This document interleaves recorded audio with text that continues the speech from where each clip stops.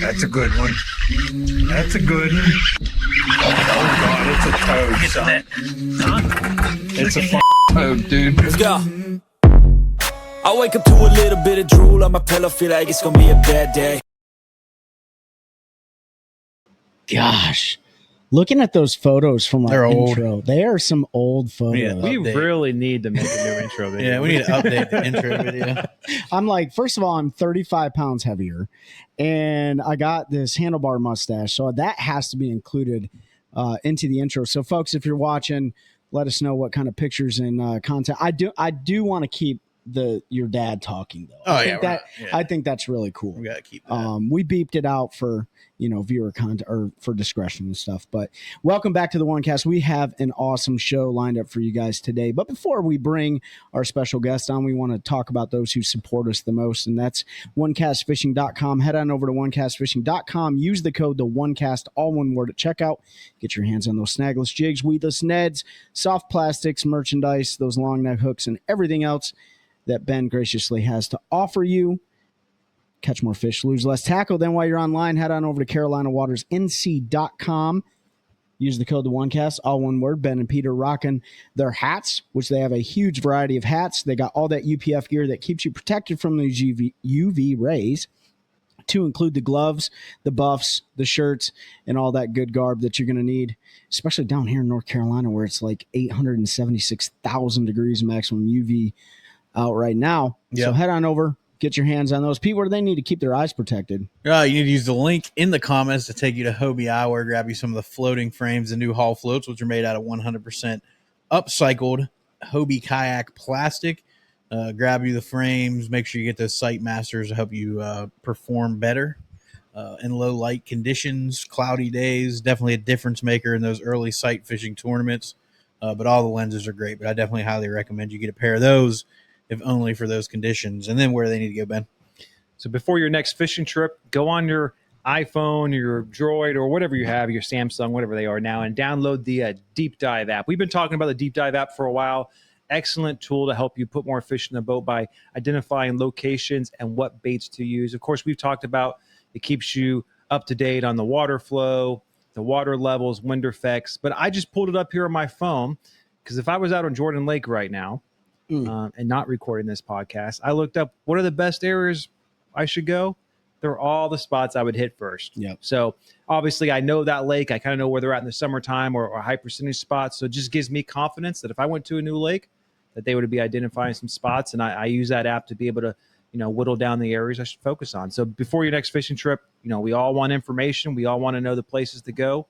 Download the Deep Dive app and help eliminate some of those frustrations. That's right. Yeah, and last but certainly not least, make sure you, hit up our friend Uncle Terry Make sure you buy just a to say house. what's up. But if you're looking to move to Central North Carolina, buy a house property, if you're already down here, whatever it may be, make sure you get with our good buddy Terry Carpenter, licensed NC Realtor with Howard, Perry, and Wilson. Coldwell Banker. Yeah, I was almost all the way through it for the first time without having to read it. It's only been a year. But yeah, make sure you hit up Uncle Terry. He's going to do all the work so you don't have to. He's going to make sure he finds that home of your dreams, whatever that may be. You're going to give him a list of the 10 things you want, and he's going to find the house you want. 9 of them will be your wives, and yours will be a garage to fit the boat. And he will find it, I promise you. So make sure you hit up Terry Carpenter, licensed NC Realtor here in Central North Carolina. Anything else we need to quickly? Shaw Grigsby retiring, an absolute legend, friend of the show. We've had him on. Had a great last Derby, finished I think in the top 10. I don't know where he ended up, but he went out like third on the final day. So pretty bittersweet to see that the best stash in fishing. Oh, the best stash in fishing. Halabshire, you heard that? Retire from competitive fishing and step away from that. So where's he moving to? Is he moving on to professional gator hunting? He might be. Yeah. If y'all don't know Shaw Grigsby, he's going back to his roots. He's going to start riding motocross again. He's start racing motorcycles again. Old man's league. No country for old men. I'll have to get him on the show to talk about it. Yeah. But if you haven't listened, go back and listen to Shaw. We got his early coming up story from racing motorcycles to competitive bass fishing. So definite friend. I think an open just wrapped up. I didn't really follow that one too close. I'm high bringing school up right now. BASS championship is about to kick off on Murray, I think. I think it's Clark's Hill. Maybe Clark's Hill. I don't know. There's like 9,472 high school boats fishing that. So really not anything special. Not to take anything away from you kids that are fishing it, but unfortunately, I feel like they have oversaturated that high school national. It's pretty thick, man. So it's 900 anglers. Good luck to whoever's fishing it, but I hope they tighten up a little bit. Anything? Yeah, and the open, as you just mentioned, because I think we mentioned it on Friday, but it was still going on. But Dylan Fallardo? Yeah, I don't know. Fallardo. Dylan Fallardo. I don't know. He ran away with it, 62-13. So congratulations, second place, Lucas Lindsay, 53rd, and I'm just the first big name I see is Trey Swindle as 11th. So a little bit of a redemption for him after the last time. I was on Potomac. Yeah. Yeah. What else? Chris Johnston, he wrapped up, took an invitational win up there. Banks Shaw got the AOI and ROI for the invitationals. So that he's definitely going to be going to the BPT. Yeah. But yeah, man, that's about it. Yeah. NPFL is getting ready to crack off here shortly. I think their last event is at Logan Martin. And funny enough, we have one of their awesome anglers that's getting ready to join us here. And that is going to be Buck Mallory. Pete, you want to bring Buck on? Let's do it. Let's bring him on. Buck Mallory. What's up, guys? How we doing? Good. How you doing, man? How'd you like the intro? Was it good enough? Yeah. You guys hype it up good, man. It's good. I almost had butterflies here. I'm sitting in my own spare bedroom trying to keep it quiet because I got 2 little kids, and I'm like, lock the door for a minute, give me an hour. But yeah, it's good. No, man, we appreciate you all the way from Mattawan, Michigan, which I'm pretty familiar with, joining us here on this fine Wednesday afternoon. And, the audience has heard a lot from NPFL anglers, but you go back a few years on the NPFL. But before that, let's let the audience get to know who you are, where you grew up, and how you cut your teeth in this industry. Man, that's a good story. It's I probably started about like anybody else did with this. I mean, my family fish, I fished team tournaments and stuff with my dad when I was a kid, but I grew up in Southwest Michigan. I excuse me, I left for a couple of years to play college football in the west side of the UP of Michigan, but I've never lived outside of Michigan. But I cut my teeth fishing like team tournaments and stuff around here, worked my way through the BFLs, and that the reason that I did that was, this state, we don't get a lot of opens really. And the only way to get out of here without having $1 million in your back pocket is to kind of fish the BFL stuff, and that was always on Lake St. Clair and the Detroit River. And where I'm from, we got a lot of grass and we got a lot of largemouth, and I had to be self-taught technically over there to smallmouth fish. It went pretty good. I kind of miss being over there as much as I used to. I mean, I won a BFL over there as a boater, and the same year that I won that one, I did well in the Toyotas as well in 2020, and I had an invitation to fish. It was the pro circuit that year, or for 21, and I got invited to fish the NPFL.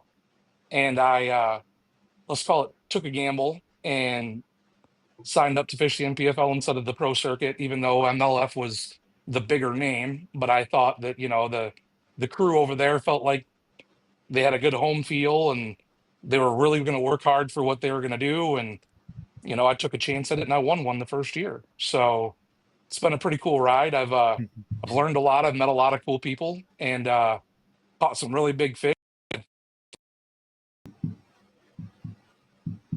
Somebody might have called him because I don't think he dropped. Sometimes when people call, we get that. So yeah, we'll be right back with Buck Mallory while we work through some technical difficulties. We'll have to have an editor this time. There we go. Did somebody call you? Yeah, somebody called me. I knew when it was a black screen, you didn't disconnect. I was like, yeah, somebody called him. It happens from time to time. Yeah, it's pretty, I own a business, so that doesn't help people call all the time, but they're rude at 7:00 at night. Come on. Well, yeah, man, you were just saying, you were just wrapping up on the tournaments and stuff down there, and winning a BFL and then getting invited to the NPFL, and taking a gamble over there. So, but before we dive into all the NPFL stuff, and maybe because I'm from there, you don't hear a lot of professional anglers coming out of the Kalamazoo, Michigan area. Obviously, Kevin Van Dam, Jonathan Van Dam, right? DNR, the whole Van Dam family. The whole Van Dam family. Can you talk to the audience a little bit about how Michigan fishing, both from the largemouth you talked about, like a lot of grass and stuff, and then obviously the east side.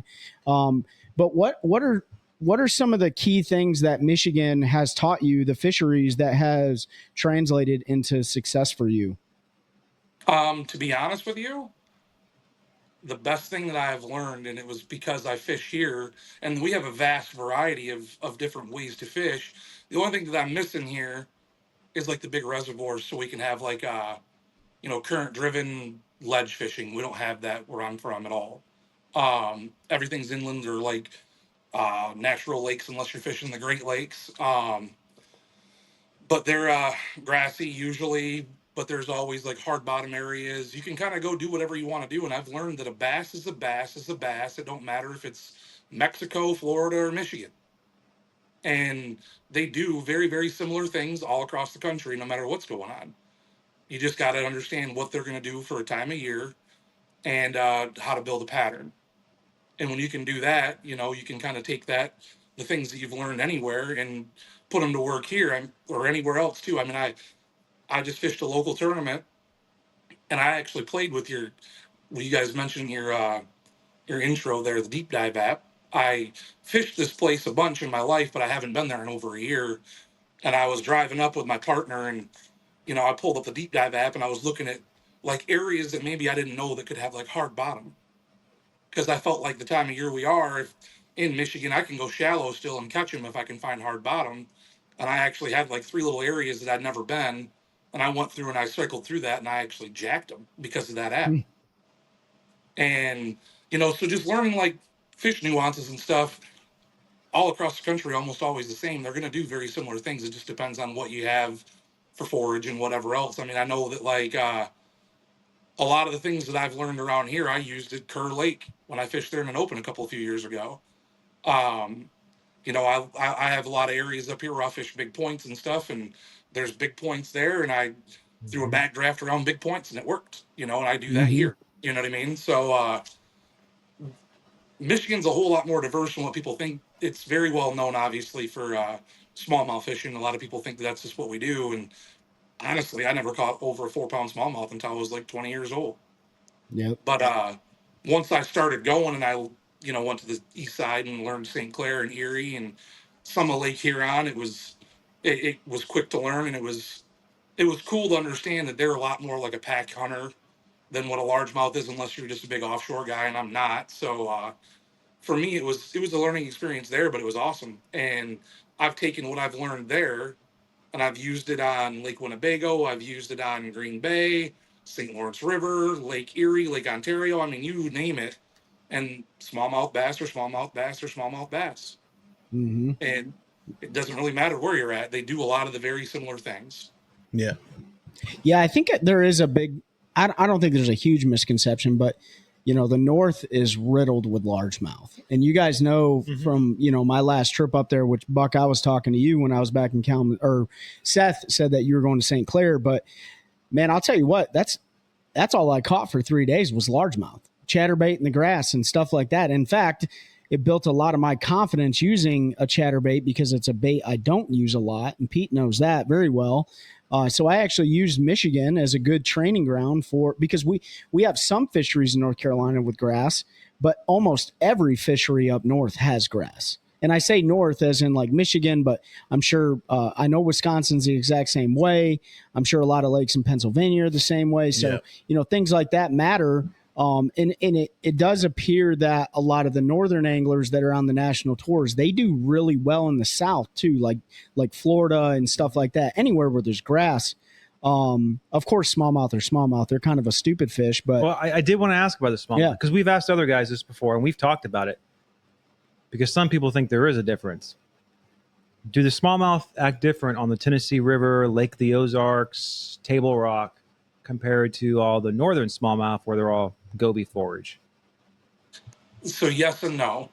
The little bit that I've caught them in the Tennessee River, I can't say I've actually went for them a bunch. They like current, and I've found it up north that they like current too. And they're easily predictable around current breaks, and they're very aggressive. But I feel like being up here, the water's cleaner, so they're just a lot more likely to chase your stuff down. Like I've seen it before on Yes. live scope where they'll go from a long, long ways, or even sight fishing them, they'll go a long, long ways just to go get your stuff just because they can see it. You know what I mean? Yeah. A large Totally mouth right. Because go ahead. like on bull, I was going to say totally right because on bull shoals, when you do have those days where it's 30 feet visibility, like they'll come from 40 feet, 30, 40 feet on the bottom of up all the way up the bluff wall to hit a top water. Yep, yep. And I mean, that's nothing different than like going out to Hartwell or Clark Hill and throwing a big plug over the top of timber or, sunken cane piles and that. And spotted bass will do the same thing. When there's visibility, fish will chase. And I mean, I know a spotted bass is a lot like a smallmouth in that regard, where they're pack honey. They're visual hunters. They are aggressive fish, that is very similar with the smallmouth, at least to my experience. And you know, man, table rock, I've seen it before where that's really clear, and you can throw just a standard jerk bait, like they just dive 6 or 8 foot, and you can whack them in 30 foot. They come up off the treetops and come and get it. You know what I mean? I'd love that. Oh yeah, it's amazing, and it's just they're a different breed compared to a largemouth for sure. But I've seen largemouth be pretty stupid and crazy at times. I mean, Yeah. I remember when I was at Santee Cooper, I don't know, I was like second place or whatever for the first couple of days of that tournament, and to catch 31 pounds in 2 hours, just unreal. And I was just chatterbaiting around hard spots, and I do that for smallmouth in the Detroit River. Chatterbait around hard spots. I mean, there was more current there than there is in Santee Cooper, but it was like second nature. I was looking at my 360 going, there's a hard spot, and fire over there, and bam, you catch one. So, God, we got right into fishing. Yeah, that's fine. That's fine. That's fine. I did want to rewind though, real quick. When you graduated high school, did you graduate from Mattawan? No, I actually graduated from a little tiny school not very far from here called Decatur. Oh Um, yeah, so they beat Mattawan us is too. probably like I don't even know, man, 400 graduating class, maybe a little bit bigger than that a year. And I graduated in a class of like 65, so we were big. But big corn-fed hillbillies, I guess, is what we were, and we played Yep. good football in that too. And um, yeah, it's a good time. It was nice growing up in a small town. I like that feel, and I've kind of kept with it. I mean, Mattawan's not big compared to, like Grand Rapids or Muskegon or anything like that. So I like that feel. I like knowing my neighbors, and I like to know who's around. And I'm not gonna leave my $80,000 boat in my yard and nobody messes with it. So that's good. Yeah. Yeah, that's always a good thing. Yeah, I mean, I will tell you, if you are from Michigan and you haven't been there in like 20 years, and you drive back to like places like Kalamazoo, Decatur, Three Rivers, Comstock, let's not use Comstock, but anyways, all those places they haven't really changed at all, which is really cool. You go back and it's not like industrialized, and there's not a lot of commercial developments and stuff going on. But after you're done with Decatur, did you move on to any of the universities there, or did you go straight into business? So I went up and I stayed around the Northern Michigan University for 2 years, but I already knew what I was going to do overall. I went because I could play football there for a little bit, and in between I worked with my dad. My dad owned a construction business, and I was going to probably take that over at least unless something major happened. And I didn't think I was going to the NFL. I was just going up there to hang out and have a good time. Um, Mission accomplished there for sure. We can go into that whole lot more deeper another day, but you live, you learn, you grow up on it. And I mean, I had an opportunity to make good money at a young age, in my early 20s, and I always fished when I was little, like with my uncle, my great uncle anyway, and my dad. And I wanted to get back into that. So I got a boat, and I want to say 2000, I graduated in '04. So it was like 2009. I got another boat and started doing some more local stuff. And I think I fished my first BFL like in 2014. And Okay. so from 2014 till now, it's kind of been nonstop. I really haven't taken too many breaks off of it.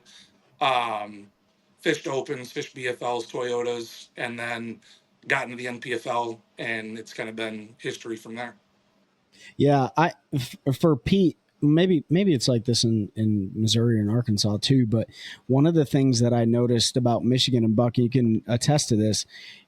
When you go to places like North Carolina, South Carolina, Georgia, Alabama, Florida, when there's a bass fishing tournament, it's like all like fiberglass and like top end like aluminum bass boats. When there's a bass fishing tournament in Michigan, and I witnessed this, bro, they'll be out there in any kind of boat. It could be like a rowboat with like a 9.9 on it, right? With a cooler with an aerator, Yep. and I watched that happen on Gull Lake last week or so when I was there. Like, it doesn't matter. Like the northern anglers, and maybe I don't. Is it like that a lot in Pennsylvania? Yeah. Is it? I would say not like there in Missouri. I mean, you got a few guys, but think of how many bass boat manufacturers have been through southern Missouri, northern Arkansas over the years. Like, guys may not have any, like they may have a 30-year-old, hull or like a 20-year-old tracker or something like that. But like, may not be brand new fiberglass. Yeah. But most of them are running around on either some type of bass boat, or and sometimes you see the multi-species, with the windshields and all, because there's some guys who like to troll for walleyes and stuff in the water. So it was more rare to see a bass boat than it was to see anything else in a bass tournament. I bet in Pennsylvania. I bet a lot of multi-species, a lot of little John boats, and won a lot of money out of a 17-foot tracker. Yeah, buddy. Back in the day, so. It's still like that up there, though, Buck, isn't it? Oh yeah, man, and that's how my first bass boat.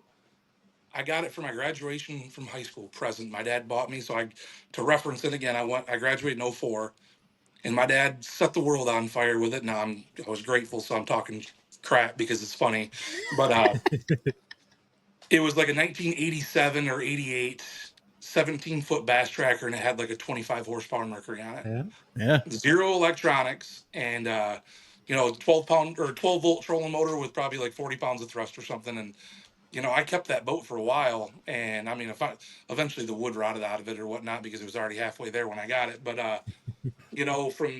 from there, I upgraded and I had a 20-foot Skeeter, but it was an older Skeeter. It was like a 92, but it had a 200 horsepower motor, so I felt like I could compete a little bit better, at least to run around. But you're right, over here there's a lot of little ponds, man. I mean, compared to what I fish on the road, Gull Lake, where you were just at, is one of the big ones, and it's not even a eighth of what we fish in the NPFL.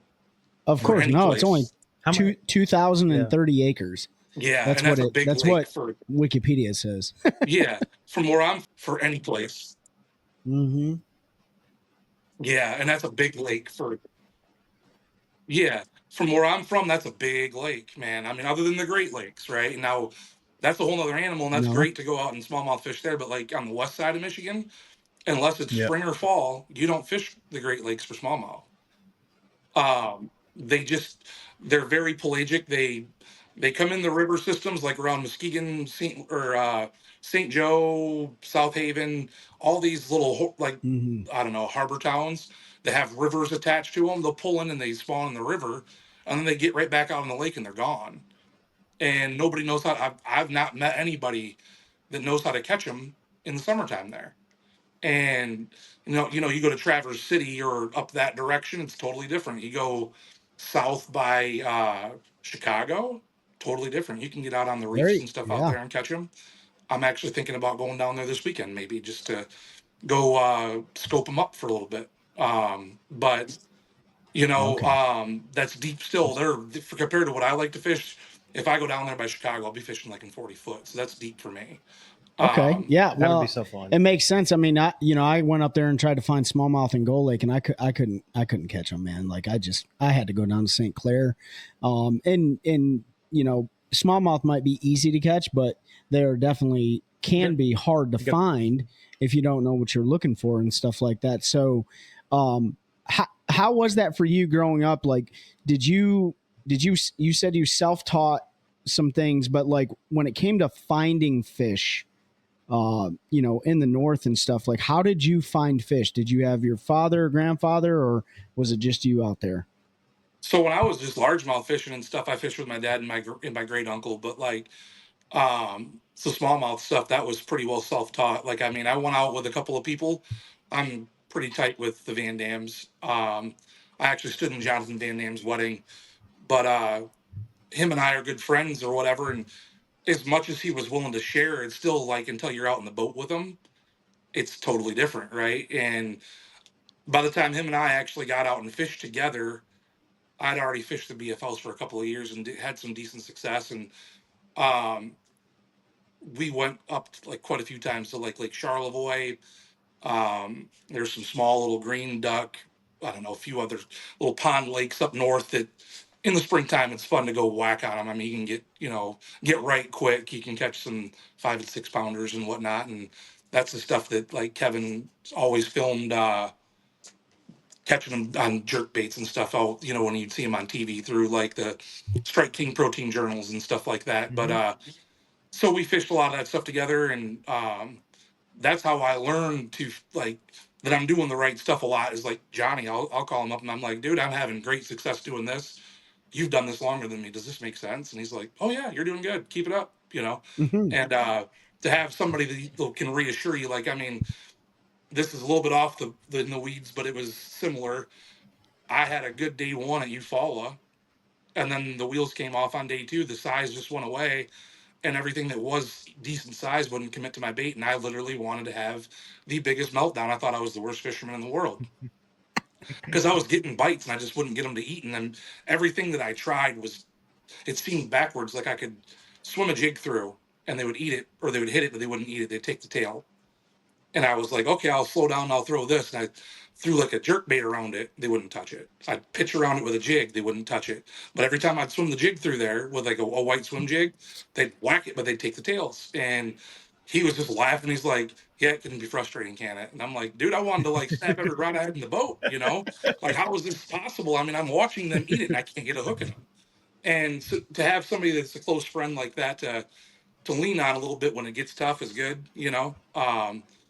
But man, learning how to catch, back to our little veer there, learning how to catch smallmouth was tricky just because really didn't have anybody that taught me how to do it at first. And the first 2 or 3 times I went to St. Clair, I was getting burned.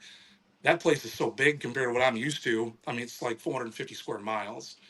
Um, I remember launching my boat like at the 9 mile ramp, and I idled out of the no wake zone, and it opens up to like this mass area, and you can't see the other side. And I'm looking, and I'm like, man, this is my first time with a GPS. I don't even know what I'm doing here. What was I thinking? Maybe I bit off way more than I could chew, and I didn't know. Like, this was before I was, I guess, trying hard. I didn't really do a whole lot of research on what the big bags were or whatever, and I got out and found some rock or whatever side scanning, and I was like, man, I'm catching 60, 70 fish a day. I'm probably catching 17, 18 pounds. Yeah, we're doing it. And I weighed in that tournament. I think I weighed like 18.9. And I was like, yeah. And I took like 80th. And I was like, holy shit. Like, these guys are good, man. Holy cow. What am I thinking here? A couple of years later, I mean, you fast forward and I had like 26.5 for 5 and, won the tournament. And, things change in a hurry once you actually figure out what you're doing. Oh man, I've never. That's the tough thing on that lake particular is there are so many 3-pound fish, 3.5, 4-pound fish that it's the guys that find the 5-pound and the 6-pound that make the big. I mean, I've got pictures. We grew up going to Michigan fishing St. Clair, and I've got pictures before anybody knew what Lake St. Clair was when I'm like 8, 9, 10, 11 years old, holding these big 4 and 5-pound smallmouth, and like catch them by the hundreds. And I wasn't even fishing. I was little. I just drag a tube behind the boat. My dad and my uncle would musky fish, and there's one. And I mean pictures, and I'm like holding these fish as this little kid, and it's unbelievable. And it shows like we thought we were doing something, and then the tournament started going. Then you're like, good God, Yeah. like there's some true freaking giants in that place, dude. And I 100% agree with you on like, I'm 40 years old. Yeah. I know I don't look it, but I went up to Lake St. Clair for my very first time a couple weeks ago, and it's overwhelming, man, especially when there's like 3-foot waves, so not only is it a massive body of water compared to anything else in Michigan, outside of the Great Lakes themselves, but it's just overwhelming. And then you're like, where the hell do I start? Like, where do you, because there's barely any contours on the map, depending on your mapping product. You're out there. And so really, outside of some of the information that Pete gave me, I'm looking for where the boats are at. Right. And I know, like, I'm not fishing a tournament. I'm just like, hey, I need to go do some bent rod pattern around here and see where people, see where people are fishing, because I have no idea where to start. So going out there and self-teaching, especially in a day and age when now, the technology is so much better compared to when you grew up fishing.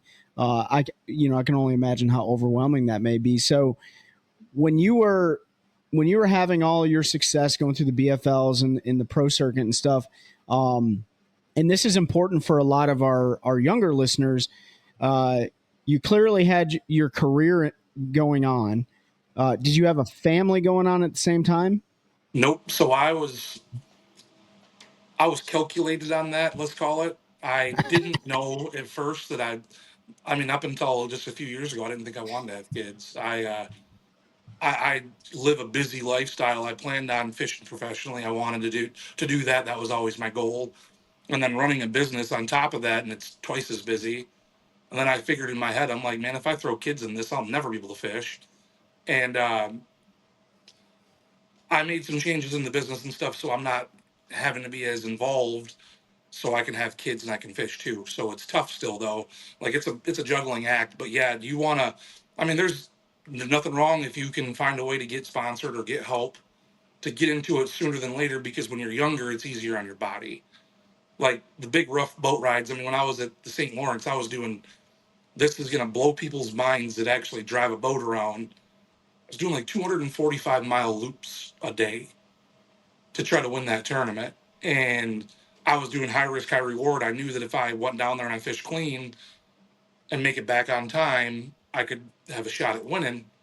And now you think about that, if you're 60 years old and it's rough, you're beat up. I mean, I tell you, I hit a barge wave wrong, and I was like, I'm still struggling with like a knot in my back that I can't get rid of. And I'm 39 years old. And so, like, nothing wrong with getting to it earlier, but like, also don't get discouraged if it takes you a little while to get the wheels under the bus and actually do it. I didn't fish my first pro tournament until I was, let's call it BFL a pro. I was like 24 when I fished my first one. And, there was the handful of younger guys that maybe had a family member that got them into it or had the money to push their way through a little bit sooner than that. But like, you'll realize that you're not going to be the only one that's going to be taking a little bit of time to get there. And you just got to take everything you can in stride and stay focused on your goals. No, 100%, man. Yeah. I mean, we've had a number of pro anglers on the show that talk about like making sure that you understand how to approach people when you're asking them to invest in you, that you understand how to get your finances squared away and stuff like that. Some guys they're dealt a royal flush and they hit it off the first year and it's golden, right? But then just like you said, like there's no objective like measure that you're going to make unless you just win everything and qualify for everything. It's really hard to measure how success is going to look. So I think, for the younger guys out there, like, you see a lot of business owners in the industry, a lot in the NPFL too, which can be self-funded. But then you see a lot of guys take a mixed method approach to it where they're self-funding, but they're also getting a lot of sponsorship stuff. So is that what you did when you decided to accept an invitation to the NPFL? Did you do it both ways, or are you self-funding? So the first year, I actually, like, it's funny. The first year was my best year that I've ever had with sponsorships. And it's kind of dwindled its way down since then. And I would think that, the method of the madness is the more you get around people, the more you show that you can do it, the more likely you are to get your sponsors. And for whatever reason, I haven't taken off on that end of it. Maybe I'm just too busy with my own life and I don't take the time to hunt it down too. Like that's part of it. I've never been to ICAST. I actually had people um, like subcontracting me out at ICAST, let's call it, because they were giving out my media kit for me because I couldn't make it. I had work to do. And so there was a few people doing that this year, and that's the first time that's even happened. And a lot of the big business deals do happen within the industry at ICAST. Yep. So that's a big player. But yeah, I've been mostly self-funded the entire time. I've had, I want to say like the first year probably was like close to 60 to 70% funding out of, sponsorship stuff. And then since then it's been 30% or so. And the rest of it comes out of my business. So if I didn't have my business, I'd be up a creek without a paddle. Now, maybe if I didn't have my business and I had more time, I would have focused on getting the sponsor stuff early versus making the money to make it. You know what I mean? Yeah. So like Yeah. go ahead. Okay. It's a catch-22. So like the big thing right now for me, and I don't want to come off like my business does great because I mean we survive, but like everybody wants to sponsor the influencer, like the guy that's got 30,000 followers on every type of social media platform because they get the clicks and they get the views and it gets their product out there. And I get that. But like for me to take the amount of time that it takes to get, let's even call it 20,000 followers, because I don't have it, on social media, I could probably make a couple hundred grand in my business versus 10 or 15,000 from Yeah. company X, Y, or Z because I'm an influencer now. Yeah. Yeah. So that's tough for me to take that time for no payback or little. Yeah, you're not wrong. I mean, there were some pioneers that sort of changed the landscape of fishing and that sponsorship money, and they got in early and blew up. Guys like Milliken and who were the dudes that went to Guggen? John, whatever that kid's name is. I don't really watch a lot of YouTube John fishermen. B. John B. You had The Lake Fork Guide. There was a few that got in super early. They were already somewhat established, and then when you had the huge COVID blitz and consumption was up and all that, they were already there with a pretty big base. Platforms pushed them, and that's sort of when you saw a big shift was 2021 of those sponsorship dollars going to social media influencers versus professional. And I'm going to say professional because like do you call a BFL professional? I do. I think if you fish for money and it's part of your living, it is. Other people are going to argue, but that money sort of shifted from them. And then the market became oversaturated because a lot of other people started to blow up. They wanted their little piece of the pie. The pie got smaller for everybody else, and it made it a lot harder. So for you positioned yourself better to survive that without having to have the huge follower. Now I think the struggle is the guys that are coming up that are not doing that are young, are trying to get a piece of the pie. And if they don't, the pie is pretty small. But Buck, you can confirm, maybe I have noticed a bit of a pushback with some non-endemics coming in and putting money back into it a little bit, especially with the younger kids coming up. The scopers everybody wants to argue about, but we've got a lot of youth movement in professional fishing. There's some really good anglers coming up. Have you seen that a little bit more, where some of those non-endemics seem to be a little bit more willing to have a conversation? Yeah, and that's where literally anybody that's been willing to give me money has been a non-endemic ever since I started. Like I get a deal, like we call it. Everybody calls everything a deal, right? I get a deal with Power Pool, so I don't have to pay full price, which is great because they're $6,000 for a pair of them with brackets, right? You get a deal in your electronics, so you don't pay full price for that stuff and whatever. But like, and I had I was pretty, happy with my contract that I kept for a few years with ARC because I could get, rods, reels, and tungsten weights and jigs. I throw a lot of jigs, and I had an allowance, which was great. It made it so I didn't have to worry about going to the store or getting on Tackle Warehouse and, blowing all my money on that. So that was great. But like, I mean, right now my biggest cash sponsor is St. Julian Winery. They're local to me, and they're a liquor company. I mean, they make wine and different types of spirits. They have all sorts of stuff. It's a great variety. And because they're local to me, I've fished with and against the owner, and he likes to bass fish, and he's my age-ish, and it was a good meeting there, and if everything goes well, we'll keep it going on there too, because I mean I like to support them, and I'm sure that Zach or Seth will turn into this, and I'm having some of their black and blueberry whiskey as we speak, and I mean they were jonesing for it. I mean, just as well as I do, you had to go get a bottle for Seth. Yeah, Trey got me a bottle. That's what you were talking about last week. Yeah, I'll tell you what, it's good. Saint Julian. Check out St. Julian. Yeah, folks. so and maybe they'll want to invest in the show too, since yeah, I mean, little personal history here. My dad's girlfriend worked for St. Julian Winery for like 20 years, man. And I didn't know that. Yeah, and when I went there to pick that whiskey up, it was the first time I'd been in there since I was a child, and it's amazing, man. They sell great product. You guys can find a lot of their wine all over the country for sure. But their whiskey's a little bit harder to get, for sure. So I'm but trying. that black and go ahead.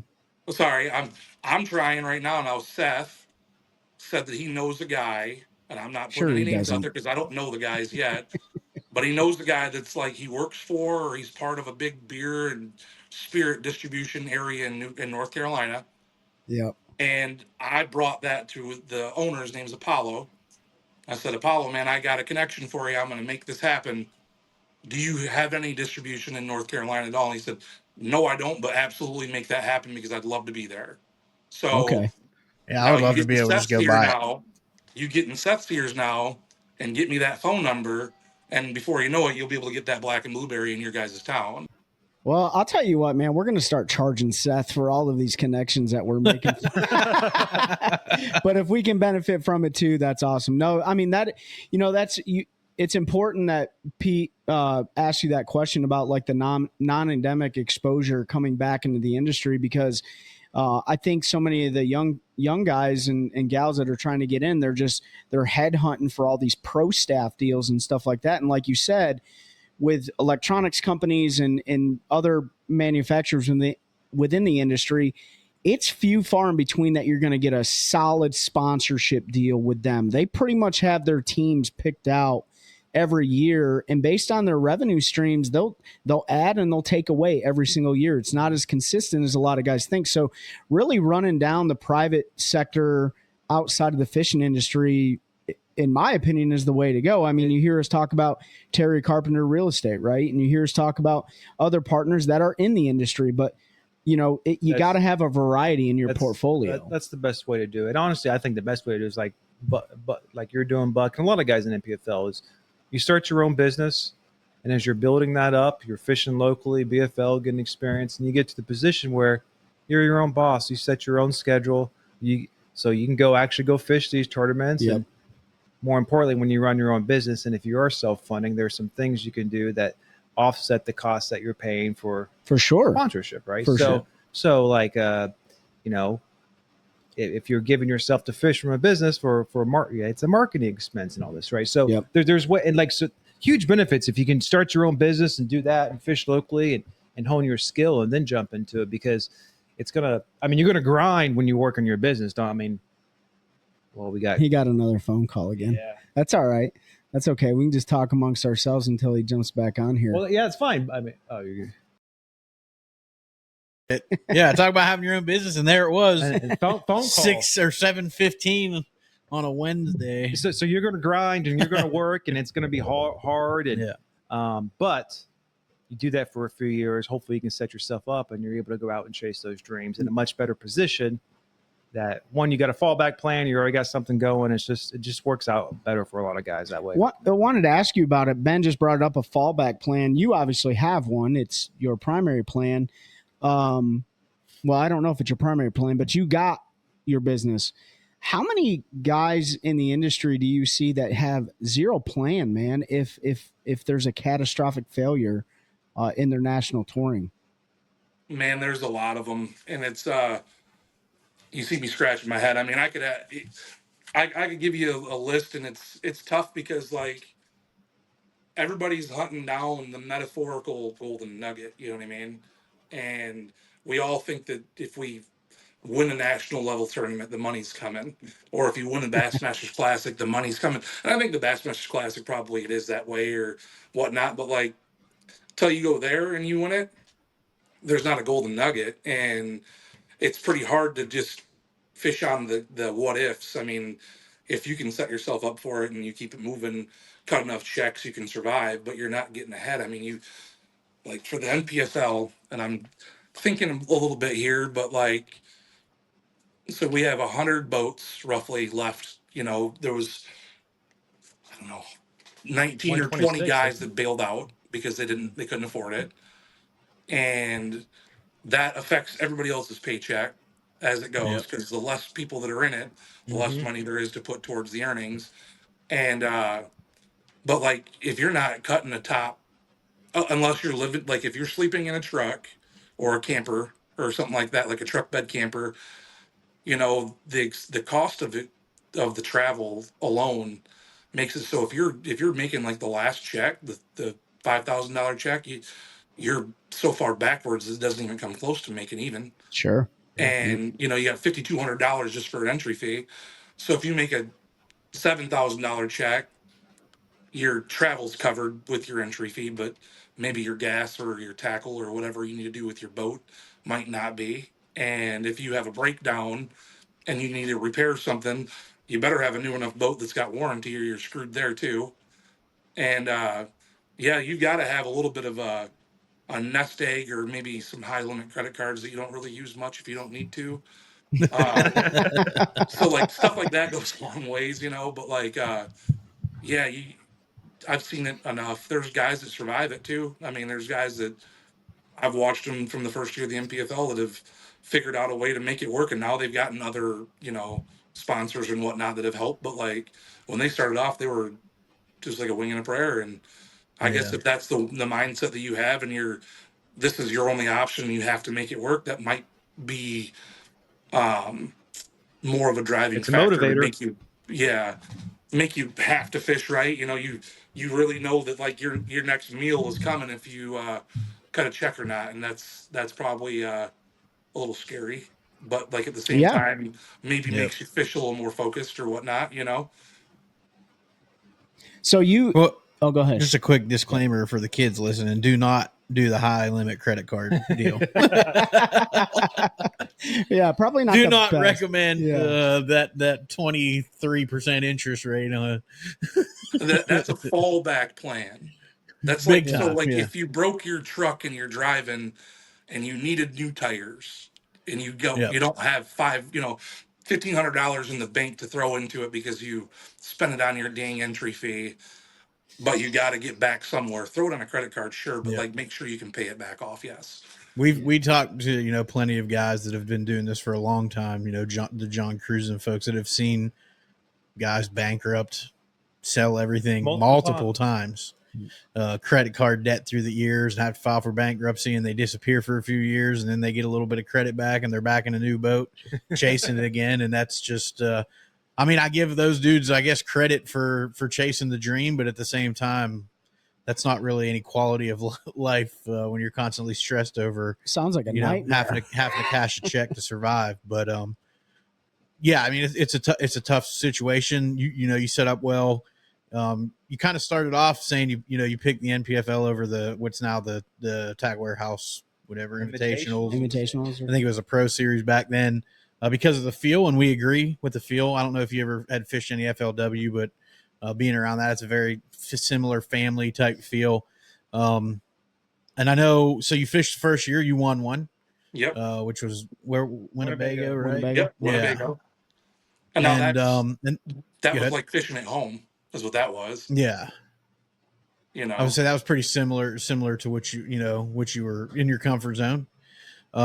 And then you took a year off, correct? I think you went and fished did you go fish the EQs when they went to the 9?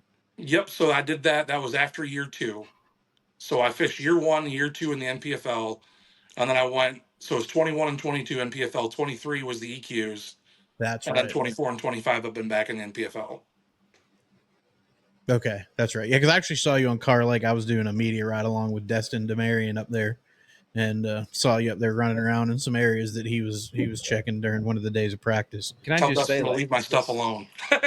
Stay on a grassy Get off creek. his juice, Dustin. it's been since 2023 that the EQ started. Like, time's flying. Yeah, Yeah. 23 was when they did Time the is 9. flying. Yeah. The first year, then all 9. Then they did that for 2 years, and then this year they went to the 4 and top. I mean, when 50. you think about it, like, it's only 2 years, like 2025, but it's like the 3rd season now. So I mean, no, I mean it is. I remember the inaugural season of the NPFL. As Yeah. Buck does number. Yeah, that seems that's it's crazy So- where we're at. what was the thought process on that, Buck? Like, was it trying to get to the Classic? Was it trying to get to the Elite Series? Like, what was it?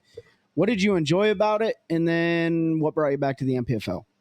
So the thought process was there was a little bit of a, I don't want to bash anybody, but there was like some miscommunications that went on with the NPFL. There was like a little bit of a turmoil that went on, and like business wise, and there was like, I wasn't just an anomaly. I think there was like 50 or 60 guys that left.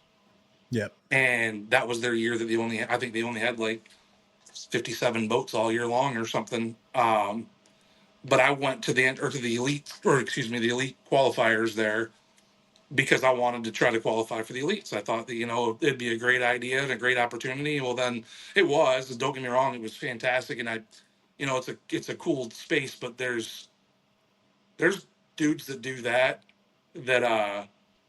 they have way more time than I do to fish.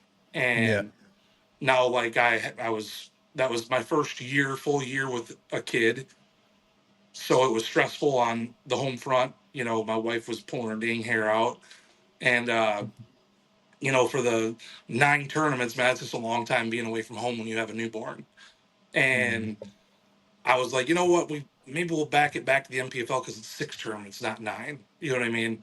And that's kind of been the mindset since, is she can live with herself by having me gone for 65 days a year versus 90. Sure. And that makes sense to me too. I get it.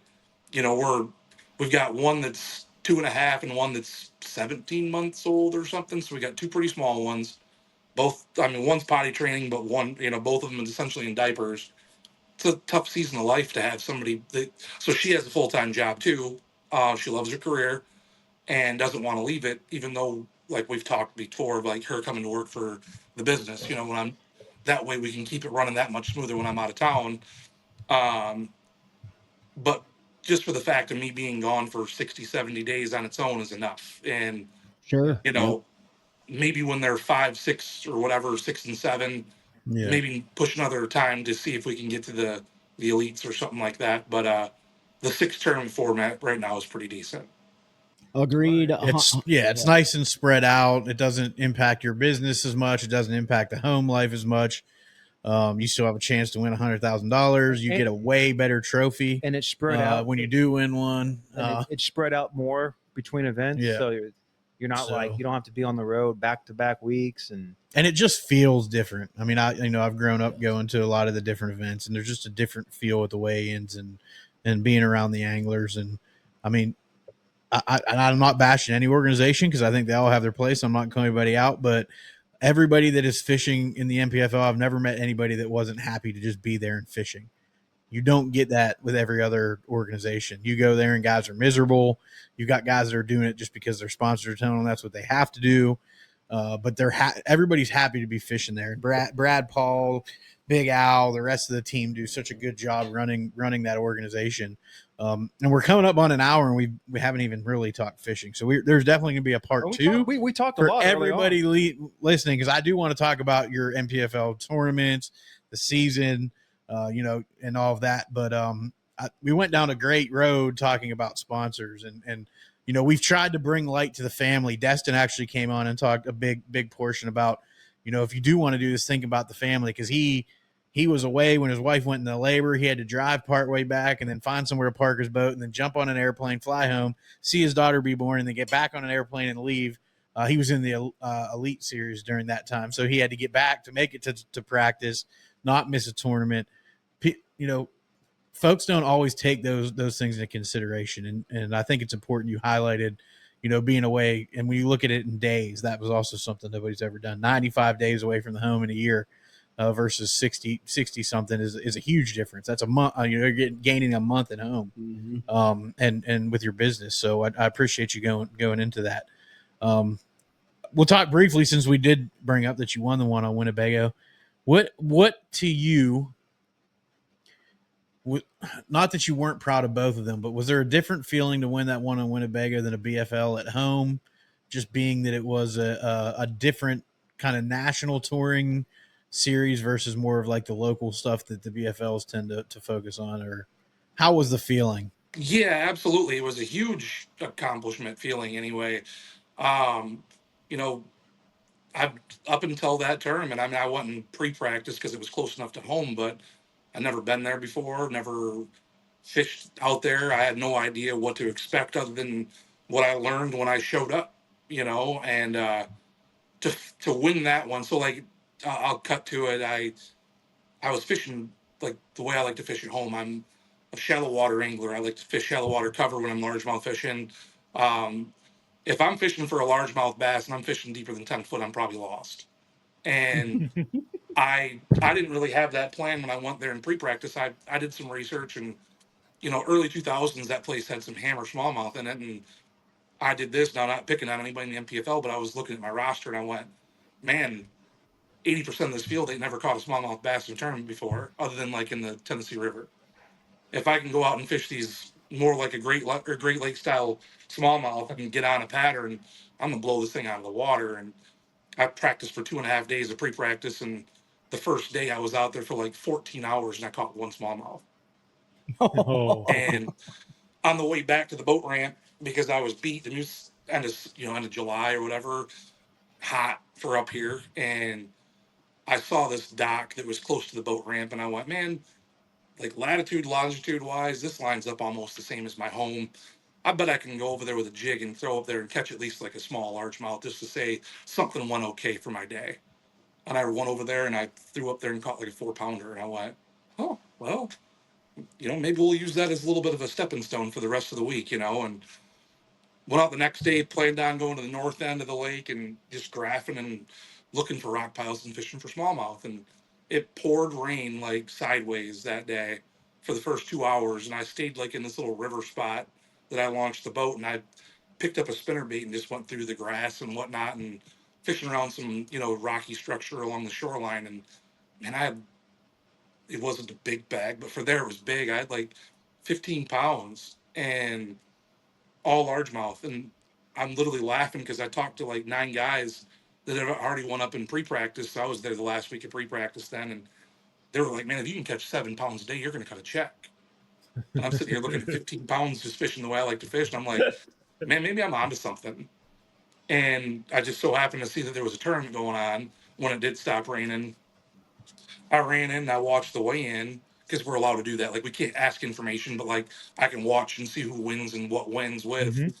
And these were like local teams. There was like 70 boats, and I think 11 and a half pounds won. And I went, Oh all gosh. right, well, I think I'm going to shut up and just not say a word to anybody. And I think I'm doing the right thing. And I went the whole next full day, essentially, that I was out there for pre-practice and fished nothing but like high percentage looking docks that I could find. And everywhere that I got a bite, I just hit a dot. And when I went back for official practice, I went through there with literally no hook on, just a screw lock, like to hitchhike my Strike King Rage Bug with a 3/8 ounce weight, and I was just pitching it around the dock so I wouldn't sore mouth anything. And I went 3 full days without catching a fish, but just went and just dotted every bite. And by doing that, I put like a mental note, like I told my wife or whatever, but like it's pretty quiet about it. I was like, if I can catch 14 pounds a day, I'll win this tournament. And she's like, you think so? And I said, I'm going to run it at 14 pounds a day. Like, I'm going to leave my areas every time I catch 14 pounds for the first 2 days. And I weighed like 14.4 the first day, but I had that in the first hour. And I was like in fifth place. And then the second day, I had a cameraman, and I told him the story, what I was doing. And I had like 14 and a half in the first hour and a half. And we literally went to the polar opposite side of the lake so I wouldn't burn my fish, and just went and fun fish and practice to just try to catch a kicker. and I was sitting in second, and I was like 7 ounces behind at the end of the second day. And the third day, I weighed like 14.4, and I won by 4 ounces. And it was And that was just, 3-day tournament. Mhm. That's yep. right. So to win it with doing exactly what I planned, fishing the same baits that I planned, and not really having any hiccups, it was perfect. And to fish it, like mostly catching my fish around docks, the way I like to fish here, yeah, I mean, I couldn't have asked for a better tournament for me. And Yeah. That's awesome.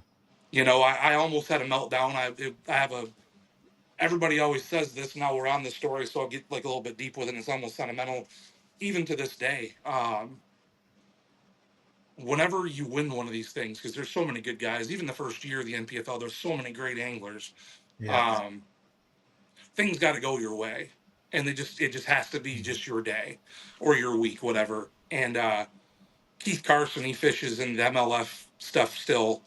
He was leading the tournament, and he was like, I've watched the live now since, you know, but like he was fishing up one of the rivers, and he had like this tree that kept reloading.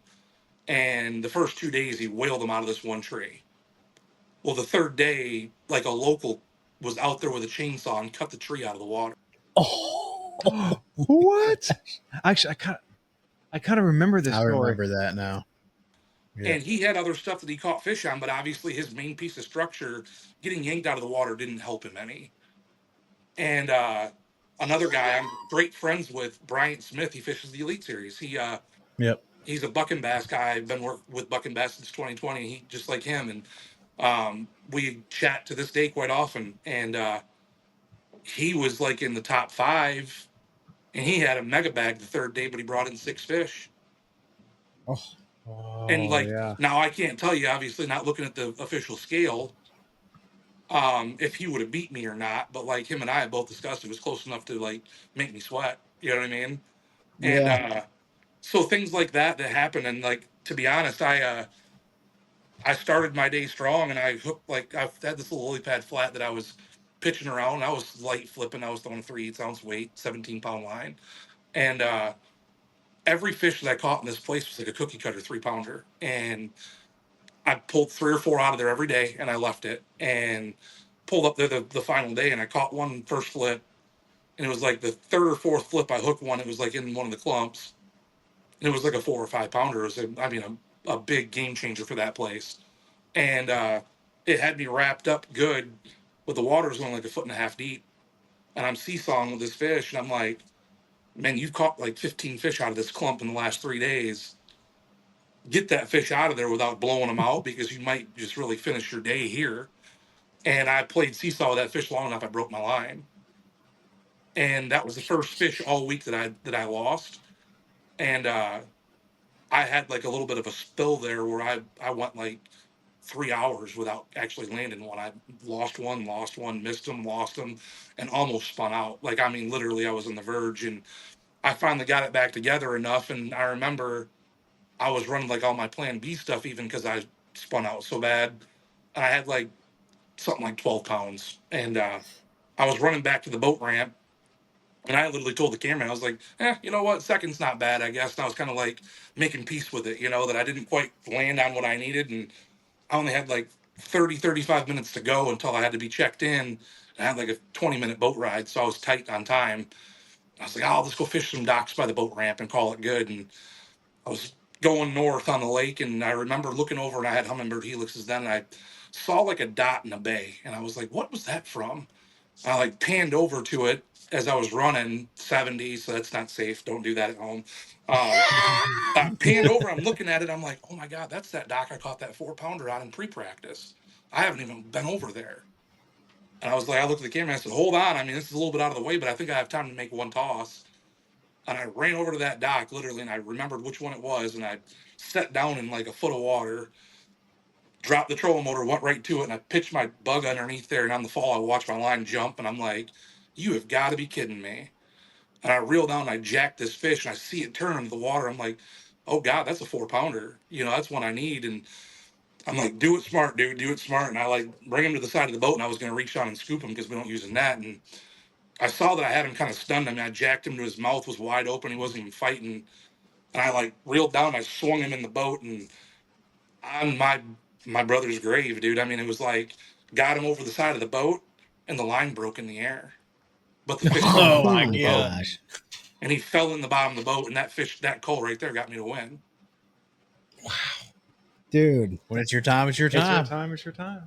So Things like that go on is just unreal when it's like that type of day. And then I turn around and I mean, this is what, 4 years later, I was just at the St. Lawrence and I was late 2 days in a row because my boat wouldn't take gas in the water, and I had to stop twice instead of once. And I was on the winning bags of fish. I had 5 and 6 pounders on beds, and the things that just don't go right sometimes are what kills you. Yep. gosh, man, that's like I mean, first of all, Ken Duke should write an article about that whole deal. Ken Duke does a great job. If you guys don't know, he's the communications manager, whatever, communications director for the NPFL, but he does a great job. But those things like that, we talk about it all the time. Like, they make everything worth it, and it's amazing how you can remember every single detail because 99% of the time things don't go your way. It doesn't matter if you're fishing a local turn. It seems like you can always win practice, but in a tournament, it doesn't matter if it's a 1 day, a 3 day, a 4 day. 99% of the time, you're not going to. I mean, probably even higher percentage than that. Maybe 101% of the time, you're never going to win. But like, when it comes down to something like you just discussed at Winnebago, I mean, man, that stuff is burned into your mind. Like, you remember every single minute of that. Does that fish flying through the air? Is it in slow motion still? Oh yeah, every time. Do you Like, and So- I literally left out a part that, I mean, it was funny, but like, to talk back about, but like, the whole thing, like, because it's such a big moment, like that whole moment got locked in, right? Um, so like when that fish hit the bottom of the boat, I was running a 721 Phoenix, and I'm 6'3", 260, dude. I'm a big guy, and I Those trains pile are on this rolling. I Train's pile on rolling, this get out of the fish way. like to make sure he ain't coming out of the boat, right? And like, I grab him, like I have a fistful of his mouth, and I haven't even looked at him, but I'm just like holding on to his lip essentially, and I'm covering him up, and like I literally, like, I melted down. And sorry, like I No, said, you're good, it's a bro. moment. And You're good, bro.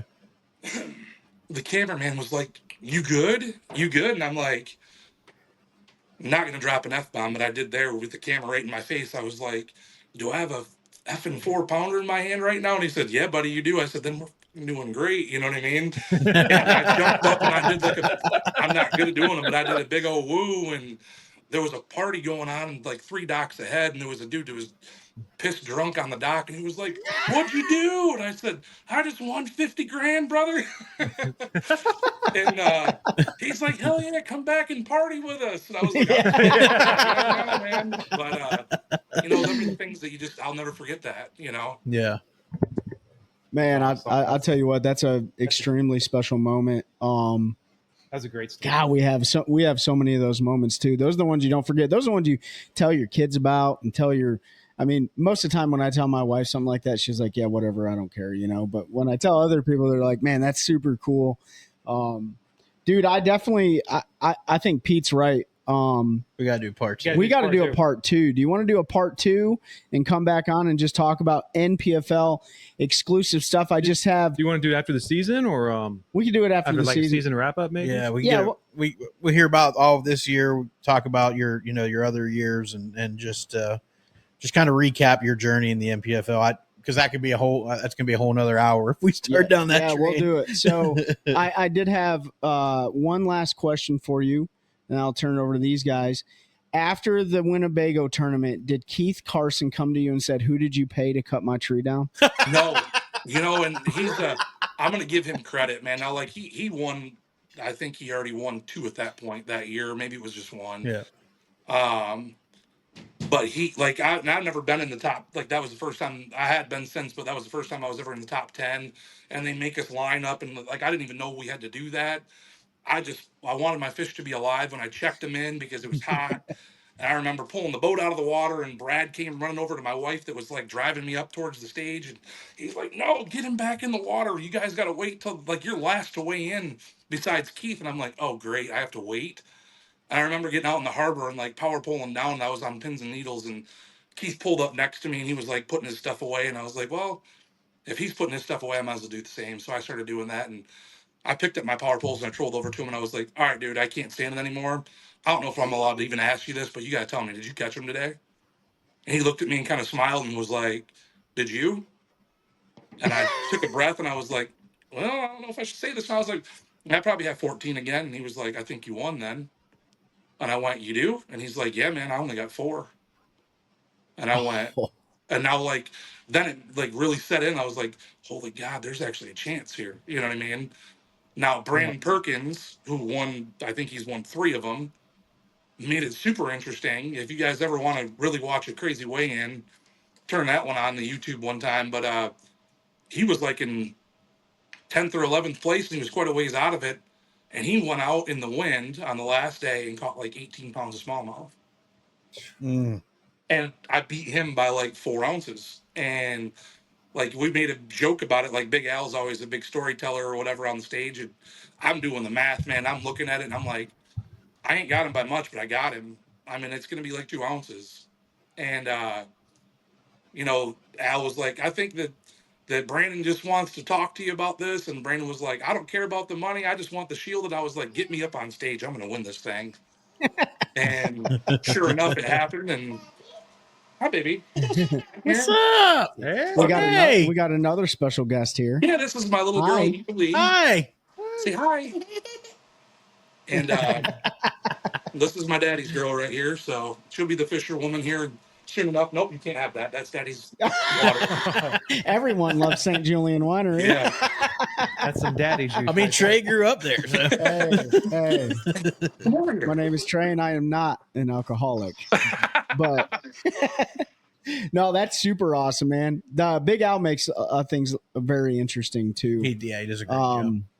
So real quick before we close this out, He said the last question. There's always I another know. one. no, I was going to turn it over to you guys. Do you guys got anything for Buck? I want to save mine for part 2. Okay, well, Ben's going to save his for part 2. Where can everybody go to find Buck Mallory? And we're going to do this on the second one. Where can everyone? I didn't even get an option. Oh, if what? I had another. Did you have another question?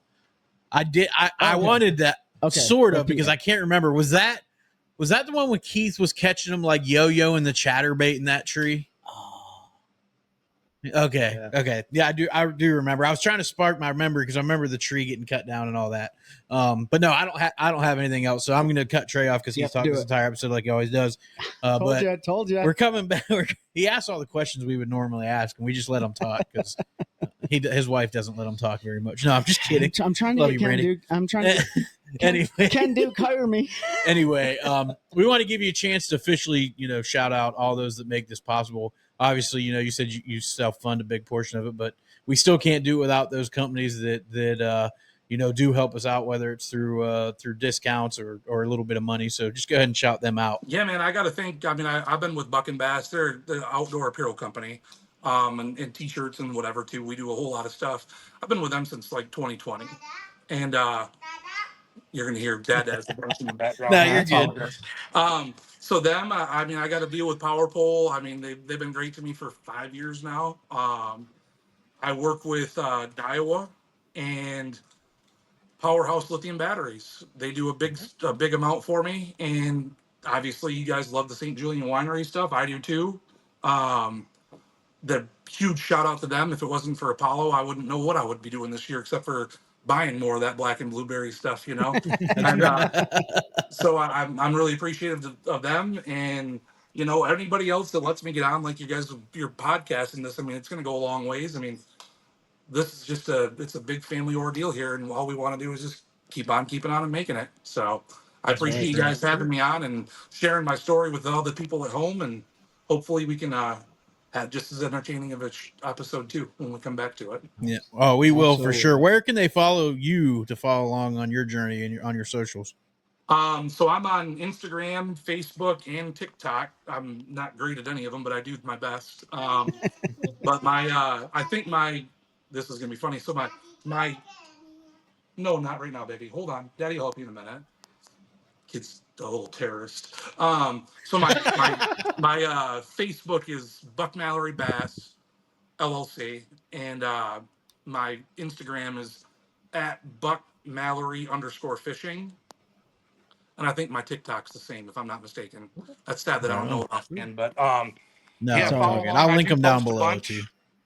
I do post a decent amount. I've got Major Bass Media that does a lot of my videography and stuff when I'm on the site. So like we have good high quality stuff when I'm at the tournaments, which is great. So that goes a long ways. And yeah, I got to shout out to them too for helping me out for that, because it's great to have good content, because that's not my forte. I'm way better than I am editing video. Well, we hear I that. hear that. Well, we appreciate you joining us, Buck, all the way from Mattawan, Michigan. Home for me, right next door. Can't wait for part 2. And glad we got to get introduced to your lovely daughter there, and tell the family we appreciate stealing some time from you. So Buck Mallory, everyone, catch him on the next episode here with the OneCast. He's a family man, business owner, and professional angler, and he's somebody that helps us continue growing a culture of anglers, helping anglers one cast at a time. Thank you, Buck. That's a good one. That's a good one. Oh God, it's a toad, son. It's a toad, dude. Let's go. I wake up to a little bit of drool on my pillow, feel like it's gonna be a bad day.